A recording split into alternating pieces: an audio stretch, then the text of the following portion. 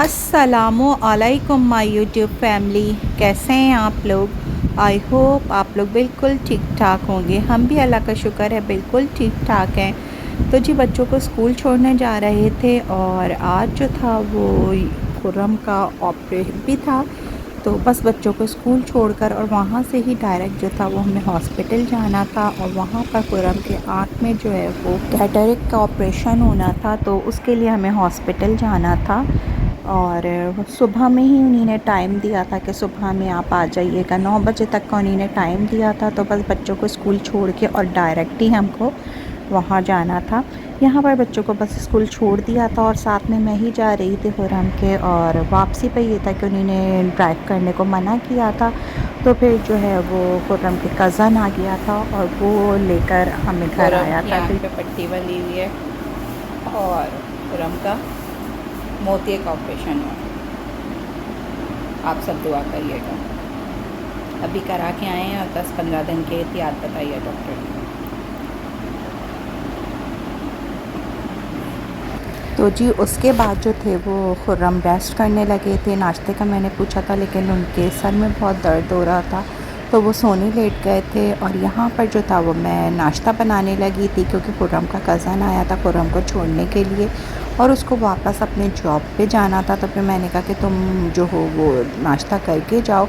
मेरा तो अपना बिल्कुल भी दिल नहीं चाह रहा था क्योंकि शायद घर में जब आपके कोई बीमार होता है ना तो आप लोगों का बिल्कुल भी दिल नहीं चाहता है।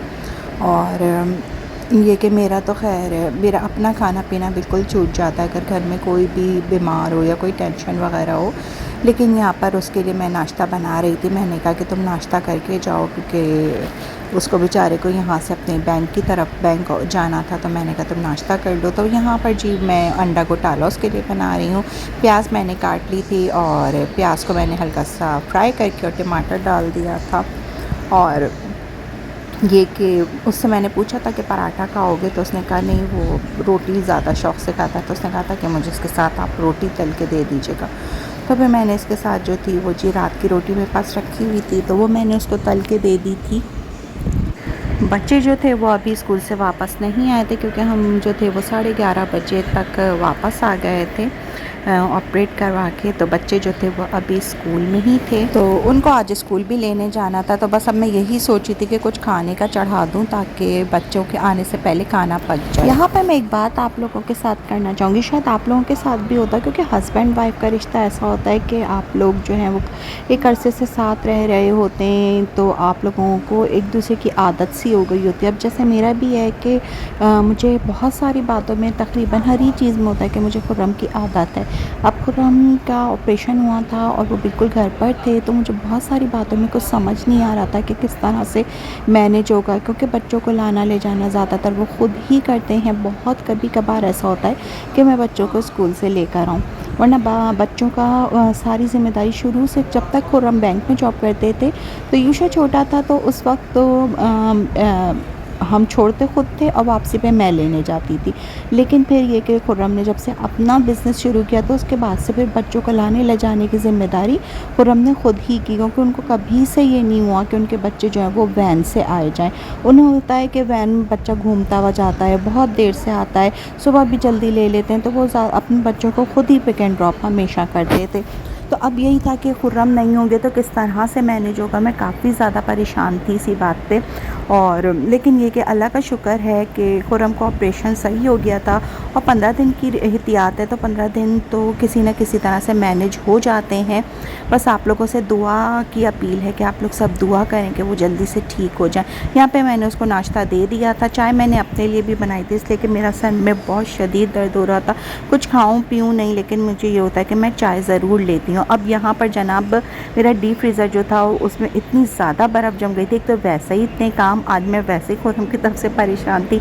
हॉस्पिटल गई, बच्चों को भी सुबह स्कूल पर तैयार करके भेजा, फिर हॉस्पिटल गई। अब यहाँ से आके मुझे खाना भी तैयार करना था और मेरे डीप फ्रीज़र का काम भी जी फैल गया था। पूरा मैंने डीप फ्रीज़र खाली किया, इसमें इतनी सारी बर्फ़ हो रही थी, वो सारी बर्फ़ निकाली और उसके बाद फिर मैंने डीप फ्रीज़र साफ़ करने के बाद जो है वो फिर मैंने कुकिंग शुरू की थी।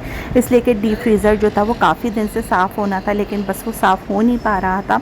तो ये देखें जी सारा सामान मेरा किचन में फैला हुआ है। इस वक्त पूरा मेरा किचन फैल चुका था, सारी चीज़ें मैंने निकाल के, और मैंने कहा आज तो मैंने ये काम करना ही करना है। तो जी यहाँ पर इसीलिए मैंने सारा सामान निकाला हुआ है। और अच्छा, डीप फ्रीज़र ना बहुत कम साफ़ होता है। फ्रिज तो जल्दी जल्दी साफ़ हो जाता है, लेकिन डीप फ्रीज़र को बहुत डीपली साफ़ करना होता है, तो वो कम होता है। तो जिसलिए जब होता है ना जिस दिन, उस दिन अच्छा खासी काम फैल जाता है। तो मेरा भी यही था कि अच्छा खासी काम फैल गया था, लेकिन अल्लाह का शुक्र है कि वो मैनेज हो गया था, और मैंने सारा डीप फ्रीज़र अपना अल्लाह का शुक्र है पूरा साफ़ कर दिया था। यहाँ पर जो है वो मैंने अपने लोगों के लिए जो है वो आलू गोश्त चढ़ा था, और खुर्रम के लिए जो थी मैं कलिया चढ़ा रही थी।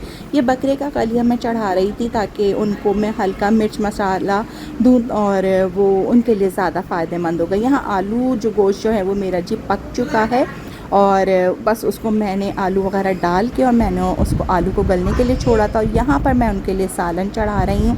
मैंने बहुत थोड़ा सा ऑयल लिया, उसके अंदर मैंने एक प्याज और एक टमाटर मैंने ग्राइंड कर और मैंने इसके अंदर शामिल कर दिया है।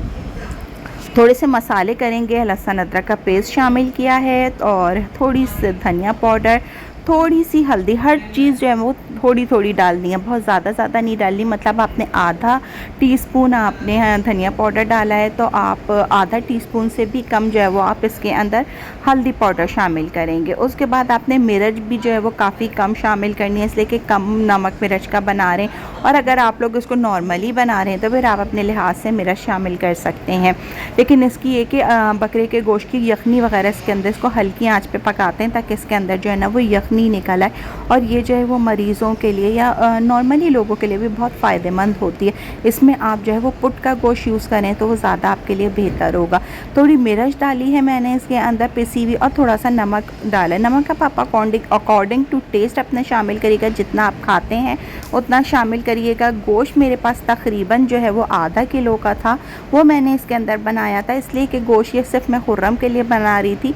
बच्चों के लिए मैंने आलू गोश्त बनाया हुआ था, तो बच्चे स्कूल से आके अपना आलू गोश्त ही खाएंगे। बस ये कि खुर्रम के लिए 2 वक्त के लिए मैं इसी तरह से चढ़ा रही थी कि ये 2 वक्त का खाना हो जाए। तो यहाँ पर जी मैंने सारी चीज़ें डाल दी हैं, और डाल के मैंने इसको हल्की आंच पे रख दिया था, और वो जी तैयार हो गया था। अब यहाँ पर जी हमारा सालन देखें जी तैयार हो चुका है। ये बकरे का सालन है, इसको थोड़ा सा पतला रखते हैं ताकि जो है वो रोटी चूर के भी आप खा सकें, या आप अगर राइस से खाना चाहें तो आप राइस से भी इसको खा सकते हैं।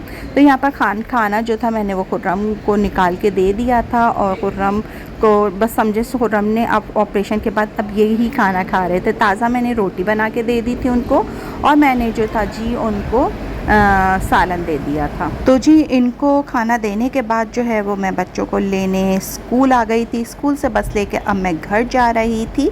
आज की वीडियो को अब बस मैं यहीं पर एंड करूँगी। मेरी वीडियो पूरी देखी उसके लिए बहुत बहुत शुक्रिया। मेरे चैनल को सब्सक्राइब कर दीजिएगा, मेरी वीडियो को लाइक कर दीजिएगा।